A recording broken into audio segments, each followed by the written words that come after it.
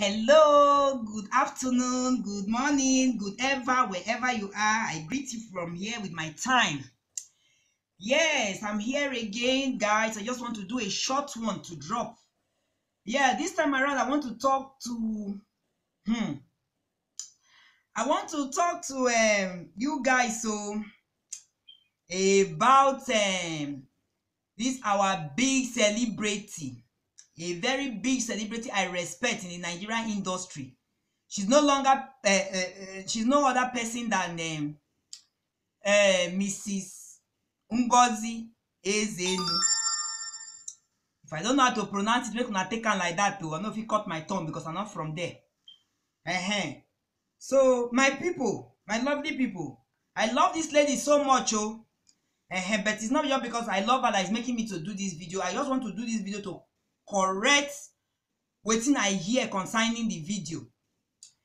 Yes, the daughter, one of the children, married few Saturdays ago, and the marriage there's not be small, very big ogbonge marriage wey be say celebrities turn the marriage. There's not be small marriage. If you see the marriage heavy gidigba. So now, so after the marriage, normally it's a thing of joy for a parent, especially a mother. When the children don dey marry out, then they happy well. A good mother go dey happy say yes, my pikin don marry out. Even a good father too, as a parent, go dey happy say yeah, my pikin don marry out too. But this one can't shock me. It can't shock me because they say the father of the girl, she not dey vex. E dey vex say the pikin, because the pikin don marry now, maybe he no come for the marriage. So now Ngozi, now Madam Ngozi, now he stand for the marriage. So the father now was so angry. Now the father of the bride he was so angry, say because Ngozi carried the marriage for head like government work. Him wey be the papa, now he's supposed to stand, give him pikin out for marriage. But what I am hearing in this case is that it is this woman that took care of her children when the man was not there. And so now why is he accusing Ngozi of giving out their daughter's hand in marriage?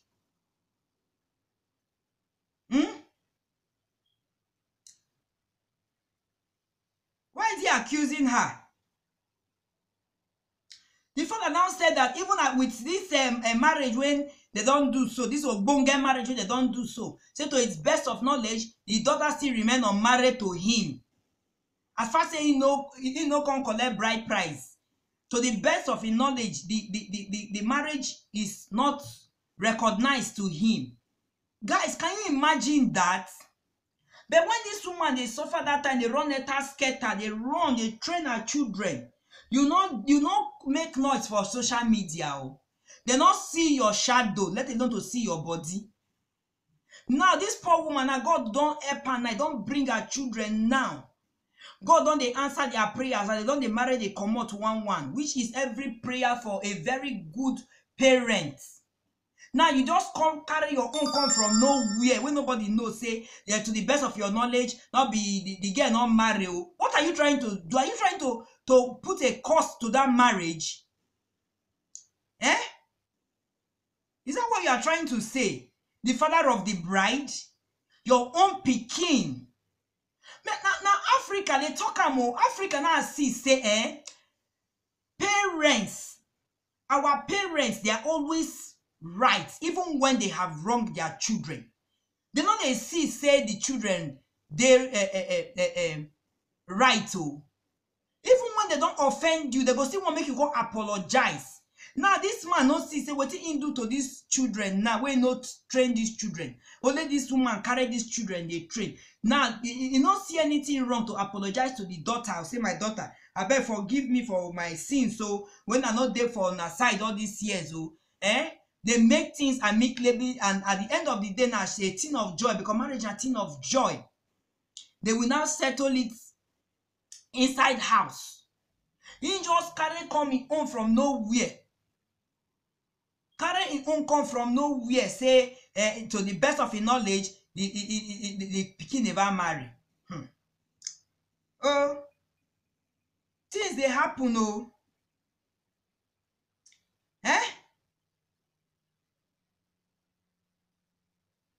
So you think that this Ngozi no go dey happy without you?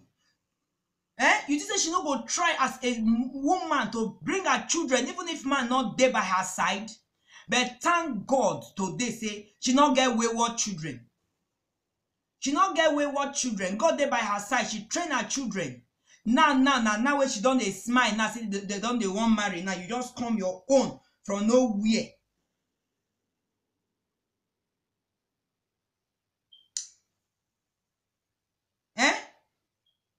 Now, wow, social media now they blast you, say maybe you are that kind of man that does not even take care of children. At the end of the day, now you want to come and eat from where you did not sow. My people, you know some people are like that. When they will just abandon their children for years, the mother or the guardian will suffer to take care of that child.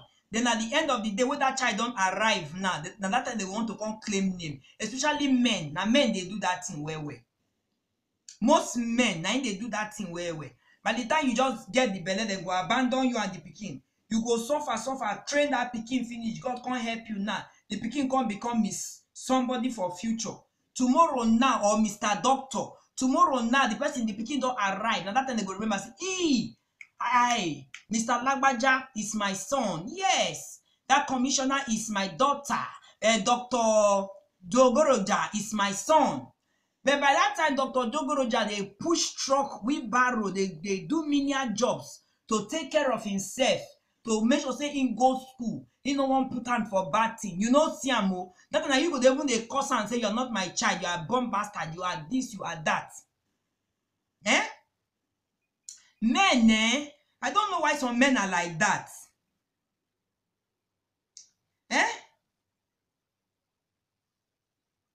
Somebody now said that, look at the comment, that if he was a good father, the girl would have insisted for the presence of his father at her wedding.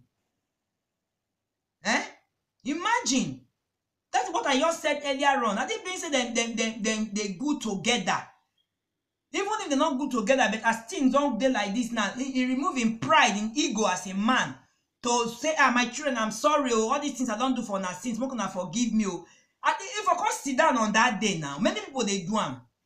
I be noticing that every marriage person they do, now the papa and their mama they marry. No, not being their papa and their mama they marry.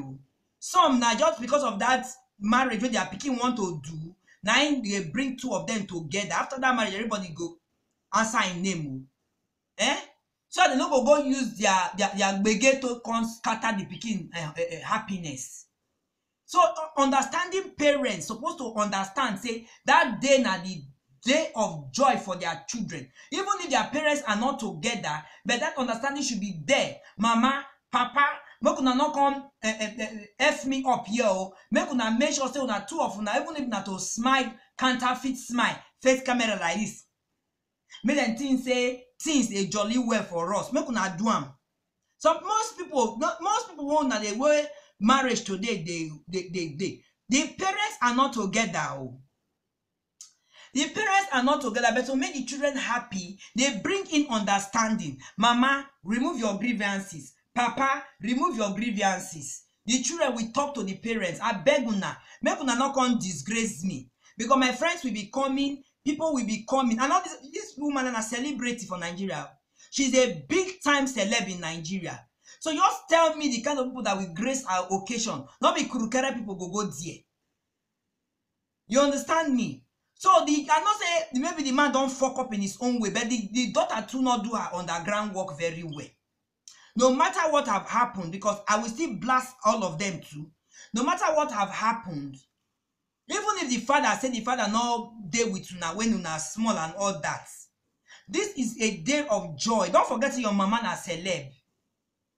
Your mama na celeb, not be ordinary person. You so you not be ordinary person. Pikin will be say media no go carry. Aproko people no go come. Aproko people must come.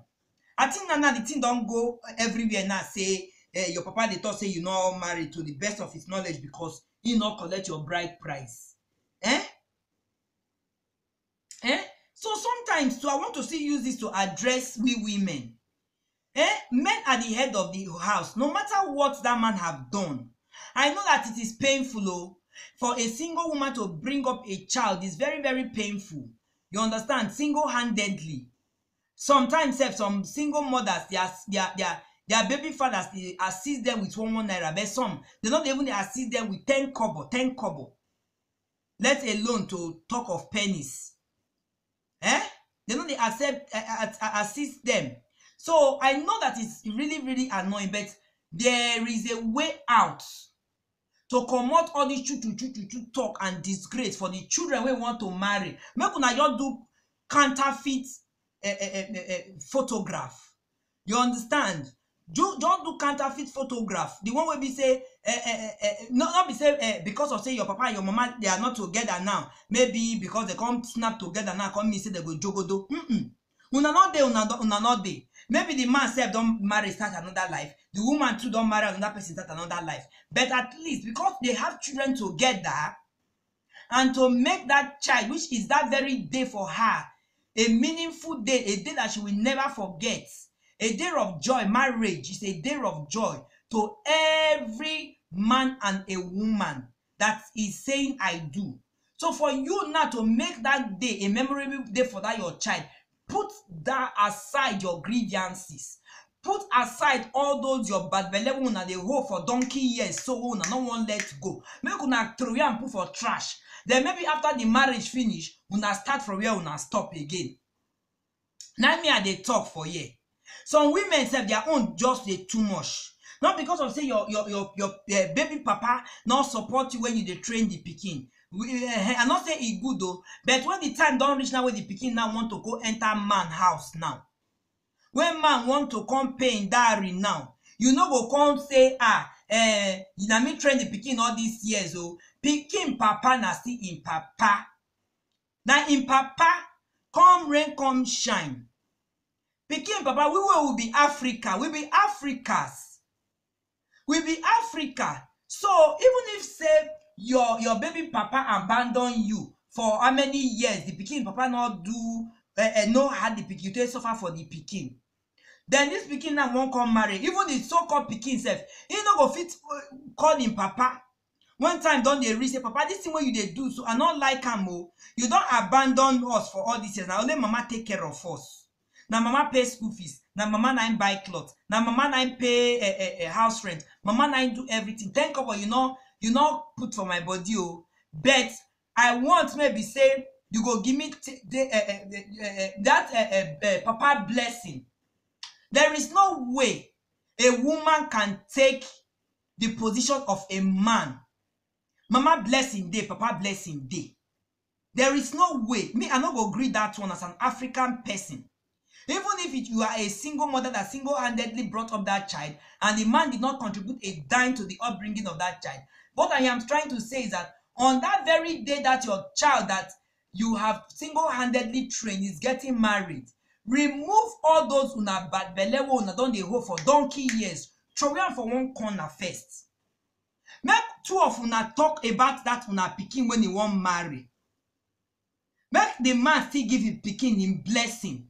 Then they make some marriage today so for the society they dabaru. Woman go take pikin bride price to fiakwa. When the father of that child is still alive, even if you are not the one that cater for that child, the father is still alive. The woman will go and take the bride price of a daughter.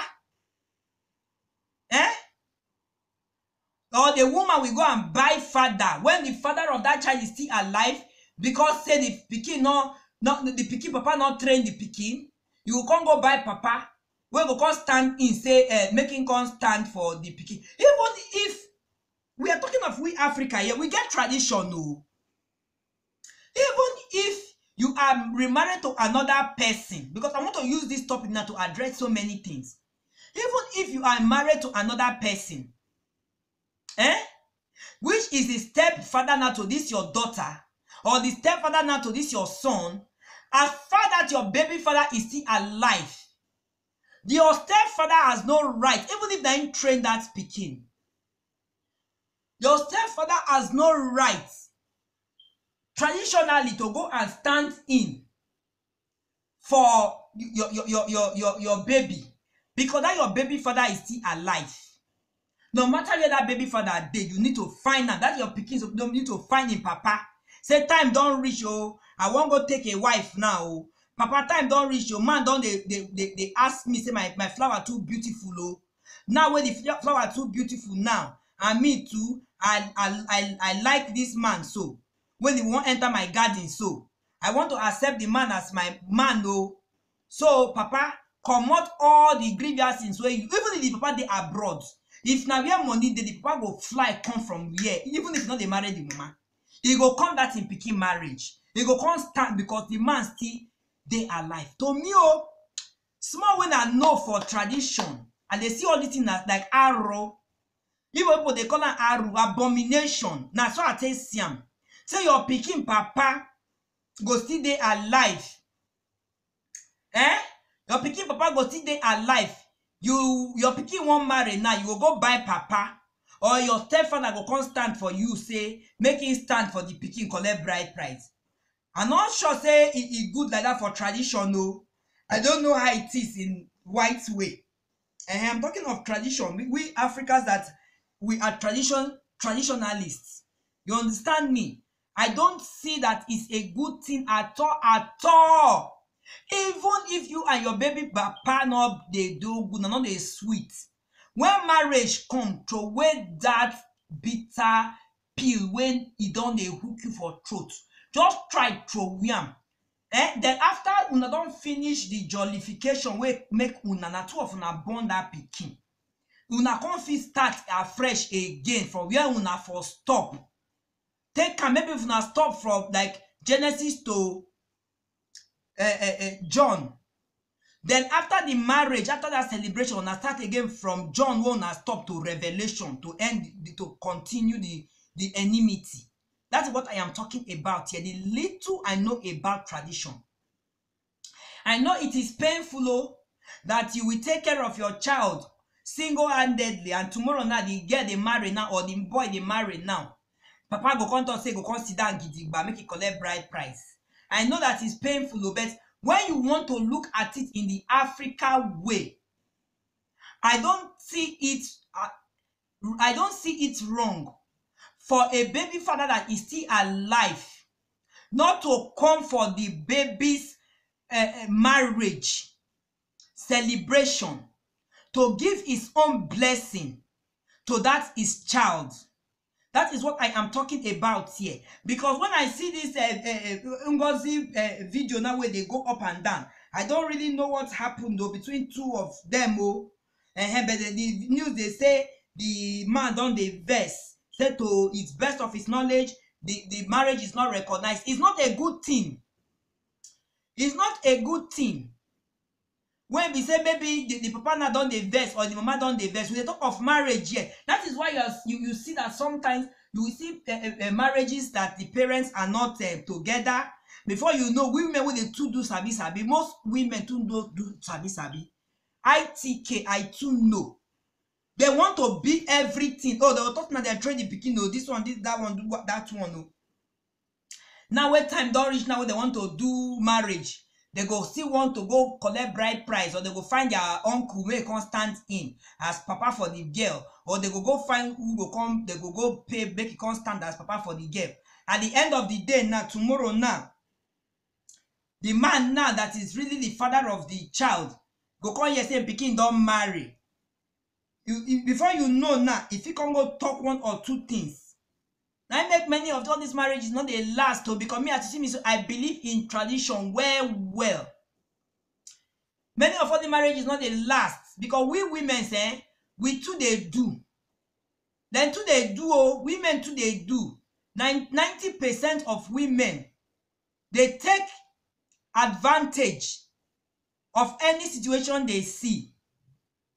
They take advantage, they want to be the man of the house. You even see a woman that is even married. Maybe the husband is not strong financially. Now she be the breadwinner of the house. Now so you go dey see the woman, any small thing that she go dey want to confront. Now she go dey want to confront because of waiting. She is the breadwinner of the house. But it's not supposed to be so. Even if you are the breadwinner of the house, you can be giving your husband the money, then you go stay back as the woman. Now make God call us woman. You go see women, they go outside with their husband because husband not get money. They go supermarket now. The day wey body sweet them say make them just go galavant small. When they reach supermarket now eat finish, woman go bring money for purse to pay. Oh, arueme taboo. When your husband dey there, now you go come they pay bills. So what you dey insinuate, what you dey tell people, make people know say now you dey pay house rent, now you dey pay school fees, now you dey pay light bill, water rates now you. Hell, shame on you women. If you are a woman and you are doing that, it's not a good thing. Give your husband honor. If God bless you, say now you get the money, before now they go galavant for Mr. Biggs pepperoni, so now they go play love. All this now eye service kind of love when they play will be say for bedroom. The love not the day genuine because now you they sponsor the man. Before now they go play this now eye service kind of love for public. Give the man the money, let the man put it into his wallet. It's not a crime. Your man should pay your bills when you go out. It's not the woman that should be doing that. If you are not with your man, that is different. It's different. Then you can do all those payments yourself. But when you follow your husband go supermarket, you follow your husband go Valentine outing, you follow your husband go child education, you follow your husband go reception, and now you be the man of the house. You know, say some women are man of house, so you know wetin that they talk now. Some women will be seen as so, as God bless them now, then they make the money, that their husband be the wife of the house. So their husband, they under them, when they go, they match like slippers. But now then, when they go wedding, but you will see and they spray the money, your husband go just sit down, they look. All those kind of things not good. All those kind of things not good. African women. If you are that kind of woman, now your husband be slippers for you the house, they see like that oh. See they are not the same. All these fingers, they can never be the same. So if God bless you, say now you be the man of the house, and you go party, say una go wedding or burial or whatever occasion una go, where be say you yourself that you go they go spray money and your husband dey there. What you need to do, give that your husband that money, give him the respect, because he's the head, is your crown, he is your Lord. Your husband is your Lord. Is your Lord on earth. Your husband is your Lord on earth. And Jesus Christ is our Lord and personal Savior spiritually. So that is how your husband is your Lord physically on earth. So is your crown. So if you are in that position that your husband is not buoyant enough and you are the man of the house, I beg of you women, give the man that honor as the crown that God has ordained every man to be, as the head that God has ordained every man to be. Give them that honor by giving that your crown, the money inside your bedroom, before you people go out for whatever occasion you are going to. Don't just go and be showing yourself, be spraying money. Your husband will just sit down like your boy. They look. When time don't reach now, dance. You go just say, okay, dance, which is time to spray money and show yourself what you have. Give what you have. You just see the woman go just the dance, they come out. Oh yeah, they spray the money. Then the boy husband go just sit down, they look in wife, they think in life, oh jamumwe. Now so life be. The man go just they regret. If na man will be say God don't bless before, God don't elevate her before he meets you. You understand? Maybe one thing can lead to two things. Nobody knows tomorrow. Tomorrow now can't turn to dabaru for him. He can't fall breakete for ground bogzai like breaking plate. He can't break pieces. You know when breaking plate pieces, you know go fit amend them, put them together. But the plastic plate break. maybe the plastic plate now those fake inferior one, they just come tear small. You fit even Nigerians, you know, say we sabi panebit things where people, when the people way poor, people like us where God will not where will they manage, make a put out like that. You know, say you figure and God where the plastic surgery them. You go just see them now, they go just pass them one kind, then you fit see they use them, but nobody leak. But breaking plates, and when breaking plates 4 pieces, even with your money, they no go fit amend them. So now so a day, if you visit this man before you meet this man now, say maybe paraventure, the man was a wealthy man before he come meet you, things come dabrakata. So the reverse now come be the case. Now you God come dey bless, you come financially and all that as the breadwinner now of the home. Then also the man go just dey think, go sit down for that wedding reception, they think in life. And if a man wey don't see money before, he come be say marry bad woman wey be say at the end of the day things can't turn, the reverse is the case. Wife they flaunt money, they spray, they give things wey be say now he's supposed to they do as a man. Oh, man go they shame. If they make men by the time they get to certain things if the man not be person will be say he get love for in life, if he go even hit in head for even transformer, hug transformer die. Yes, women make una they give the men the respect, no matter the millions you have in your account. Before you are going anywhere to any occasion, if you want to buy a gift to your friend or whatever you are going to buy, that is your own cup of tea. You can buy that and present to that your friends, or buy that and present to that occasion you are going to. But when it comes to a family presentation, allow the man to do it. That's what I'm talking about. When it comes to spraying of money, allow your husband to do it. Don't be saying your husband will just sit down like your boy. Then you yourself go just carry your gallivanting body where be say with all your Michelin when it don't expire finish. Just they show yourself, make everybody know say that you be the man of the house. You know good now. Tomorrow now when they curse the man, and you say hey, they curse your man. Good for nothing husband. Cover the man small. You know it's how men they cover us. We will be women. A man that really loves you, you go see man, they cover you. You go get occasion where you want to go like this. A man that really loves you, the money is there. If you tell her, you don't even need to open to and say, honey, I want to buy 1 or 2 things.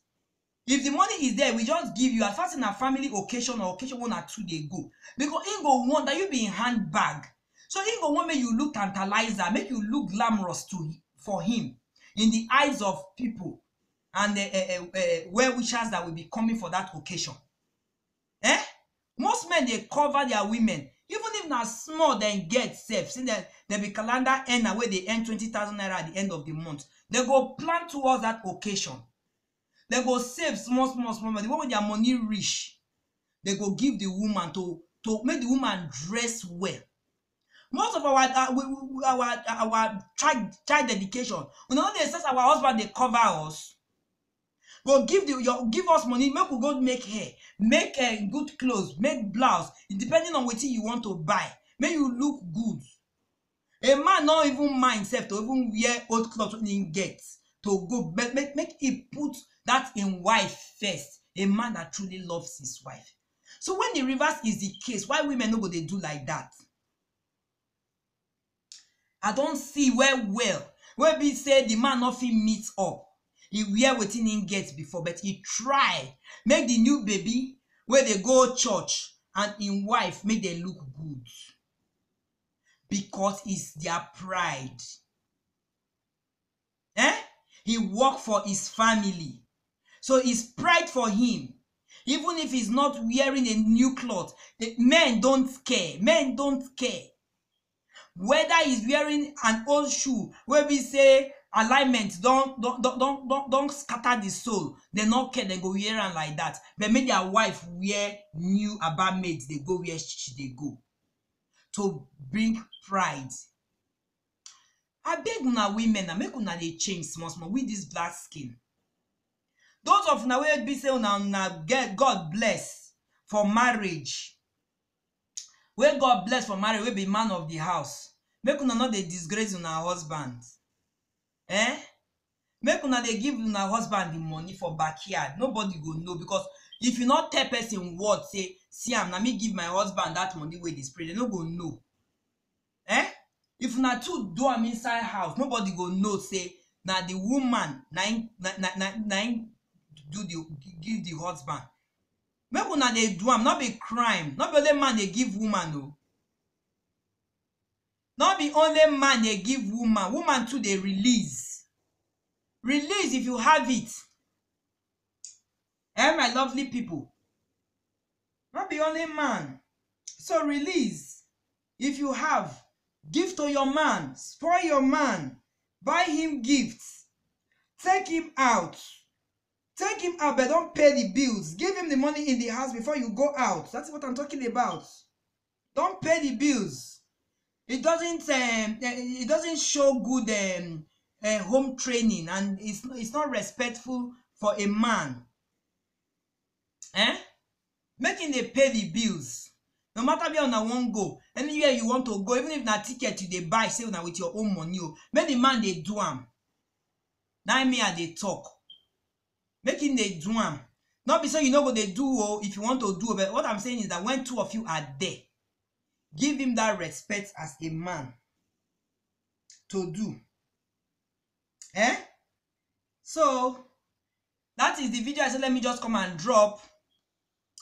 Let me just use this Madam Ngozi's own to address, because she really look beautiful on that her daughter's marriage. Very, very beautiful. But behind the beauty, waiting a day behind the beauty, nobody knows. Nobody knows waiting a day behind the beauty. She would, to me, my own opinion, she would have allowed that her daughters, no matter what have gone through, between the two of them, because it's her daughter's day, she would have allowed the man to come and stand in as the father of the bride. After that, everybody go in own way. Me, I don't see occasion where we say husband and wife not they marry again. They not they marry again, but they don't get children. But on that occasion day, the children bring, before the occasion day self, the children make sure say, Papa, you must come stand for me. Even if we say you not do anything for me, I don't forgive you. Come stand for my marriage. Come and give me my blessing. Are you hearing me? Some children, they do like that. Come and give me my blessing. They go tell their mama, oh, your own, I beg. I know you have trained me. You have done well for me. I respect you as a mother, but I want my father to be there. Nothing like make father when I'm talking about when the father is still alive, hold your pikin, walk your pikin down the house on her a joyful day. On a joyful day. And on a joyful day. That is what I'm talking about. So, my lovely people, please, I beg to leave now. I thank you. When you come across this video, please thumbs up the video for me, and don't forget to hit the subscription button if you have not subscribed. I am here to keep you posted. I'm here to keep you posted, guys. So I said let me just come and drop this quick one. It's a short video for you guys. I said let me just come and drop this video, because you know they're good. Where we say when man they alive, at the end of the day, the papa go just they talk up and down, say my pikin marry, and my I not go the marriage. It's not good. It's not good for ear. It's not good for no matter what. The man is still alive. Broken heart can be amended no matter what. You people can iron it out. And the man now where you follow, that time when you do lovey, sweetie, sugar. That time when a magic stick, they sweet, they enter the apple. That time, you know, sweet, Now one thing lead to another. Now don't turn to something else. Now you don't want to forget. Children don't enter. Eh? It's not good. The man go come dey talk say to the best of your knowledge, in pikin never marry, pikin never marry. It's not good for ear now. It's not good. It's not good. And don't forget that we are all Africa. We are black skin. Now African person too, all then they marry. Tomorrow now in-laws too, now they go, they see, they talk their own. Maybe when at the end of the day now, maybe one thing do one thing, a marriage. It's not good.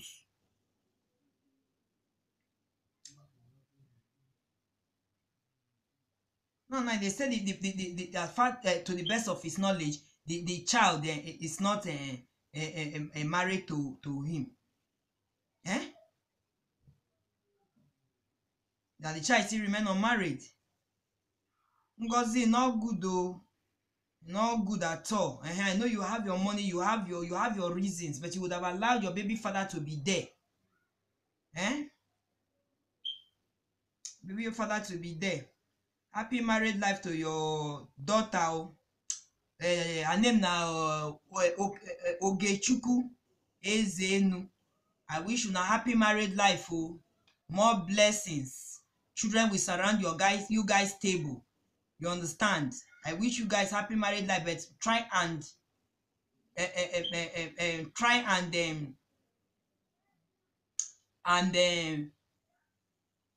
be in good terms with your dad though. Papa na papa, mama na mama. There's no way papa go feel mama go play papa role. There's no way mama go play mama role. So some mothers are even so bad that even if at all their children insist that the father should even come for their marriage, now wahala, they no go agree. Some women are so bad, Some women, may God forgive, oh, may person not get bad mama, or may person not get bad papa for this life oh we dey so. So my lovely people, I beg to leave. Thank you very much. Bye-bye. I'll see you guys some other time, God willing. Bye.